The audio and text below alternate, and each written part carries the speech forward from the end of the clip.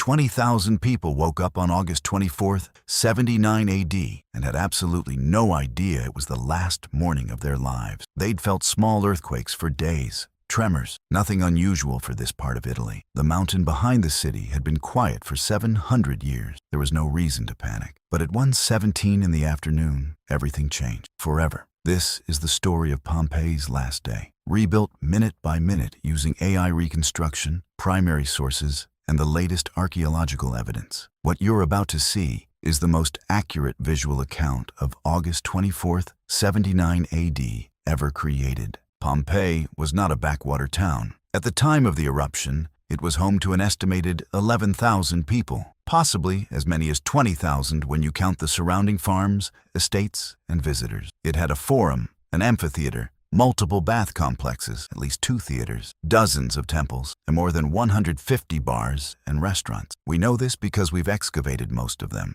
Here's where it gets interesting and disturbing. They had warnings, multiple warnings. For 17 years before the eruption, the region had been experiencing unusual seismic activity. A massive earthquake in 62 AD had already partially destroyed Pompeii. And in the days before the eruption, witnesses recorded strange behavior from animals, dogs barking without stopping, birds disappearing entirely. Drop a comment below. If you lived in Pompeii and felt those earthquakes, would you have left or stayed? Because most people stayed. The morning of August 24th, 79 AD was, by all accounts, a normal day. The city was unusually full. It was likely a market day. And there is evidence of a festival related to the god Vulcan, the god of fire, taking place in the city that very week. People were shopping, cooking. An election had recently ended. You can still see campaign slogans painted on the walls of Pompeii today. Life was busy. Life was loud. Life was completely, tragically unaware. 1:17 p.m. A Roman eyewitness named Pliny the Younger, watching from across the Bay of Naples with his mother and uncle, described what he saw in a letter that survives to this day. He wrote that a cloud of unusual size and shape had appeared. He compared it to a pine tree, a trunk shooting upward, then spreading into branches. What he was watching was a Plinian eruption column rising approximately 20 miles, 33 kilometers, into the sky. In the first moments, the eruption was so violent, it punched through the stratosphere. And here's the thing most people don't know.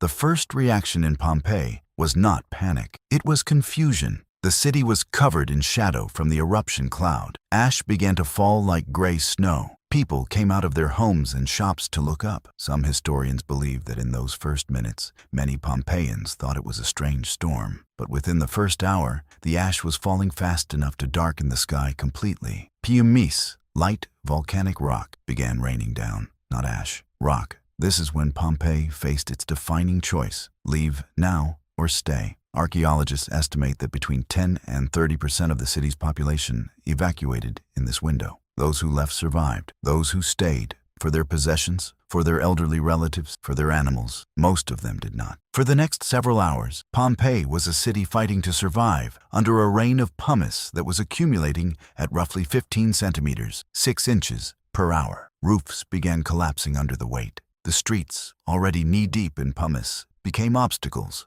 The air was thick with sulfurous gas and hot ash. Survivors described it as breathing through sand. Some people hid in cellars, some barricaded their doors, some simply sat down in the streets and waited. This is where I want to introduce you to some real people, because Pompeii is not just an event. It's 11,000 individuals with names, jobs, families, and last moments that we can actually piece together. There was a baker. We know this because we found his bakery, his bread still in the oven, 81 carbonized loaves stamped with his name. His name was Seller, and he never got to sell that bread. There was a gladiator. There were 2 young lovers found embracing in a doorway. There was a dog on a chain, whose owner never came back to free him. By nightfall, the eruption was still pouring material into the sky. Pompeii was buried under nearly 2 meters of pumice and ash. And the people who had survived this long, sheltering in their homes, in the forum, on the beach outside the city walls, they believed the worst was over. They were catastrophically wrong. Before I tell you what happened next, I need to explain something that will make this 10 times more terrifying. A pyroclastic surge is not lava. It is not ash falling from the sky. It is a superheated wave of gas, ash, and rock fragments moving at up to 700 kilometers per hour. faster than a commercial aircraft, at temperatures between 300 and 700 degrees Celsius. It does not burn through cities. It does not set them on fire. It simply passes through them, and everything in its path dies instantly, not from fire, from the heat. Just after midnight on August 25th, the eruption column, 33 kilometers tall and carrying billions of tons of material, became too heavy to sustain itself. It began to collapse. When a Plinian column collapses, the material doesn't fall straight down. It cascades outward from the volcano in every direction as a pyroclastic surge. The first surge hit the area north of Vesuvius. The second reached Herculaneum, the smaller city 11 kilometers from the volcano. Every person in Herculaneum who had sheltered on the beach died in approximately 0.1 seconds. By early morning on August 25th, 6 pyroclastic surges had been recorded. The first 4 did not reach Pompeii. The people sheltering there, in the forum, in the boats, in the buildings they'd reinforced against the pumice, may have felt hope. At approximately 6:30 a.m., the 6th surge reached Pompeii. It traveled at 100 kilometers per hour. It carried temperatures of roughly 300 degrees Celsius. It passed through the city walls in seconds. Every person still alive in Pompeii died within 2 minutes, not from being buried, not from lava. They died from the heat. Their muscles contracted in the intense temperature, locking their bodies in the positions they were in. That's why the plaster casts look the way they do. People curled, braced, reaching. They were alive, and then, in an instant, they weren't. By 8 a.m. on August 25th, 79 AD, less than 19 hours after it began, Vesuvius went quiet. Pompeii was buried under 4 to 6 meters of volcanic material. The sky was dark across the entire Mediterranean. Pliny the Elder, the uncle who had sailed toward Pompeii to help evacuate people, was found dead on the beach at Stabiae. His nephew wrote that he had died not from fire, but from the thick vapors. A city of up to 20,000 people had simply ceased to exist. Pompeii was lost for 1,700 years. When it was rediscovered in 1748, the excavators made one of the most disturbing and important archaeological discoveries in human history. The people were still there, not as bones,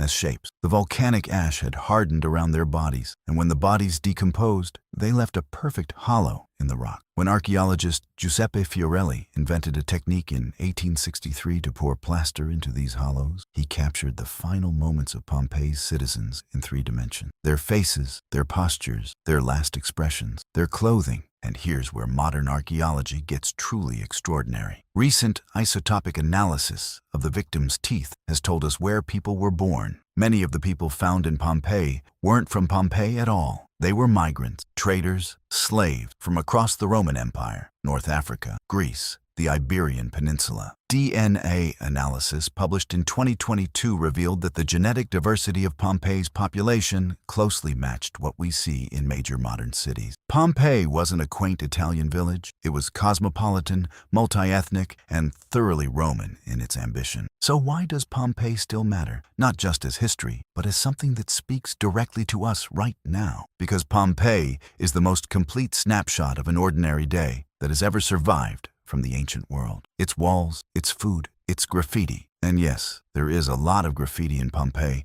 including complaints about neighbors and political attack ads. All of it was frozen in a single moment. And what it shows us is that ordinary people, 2,000 years ago, were not so different from us. They worried about money, loved their children, argued about politics, and went about their day completely certain that tomorrow would come. What's the biggest lesson you take from Pompeii?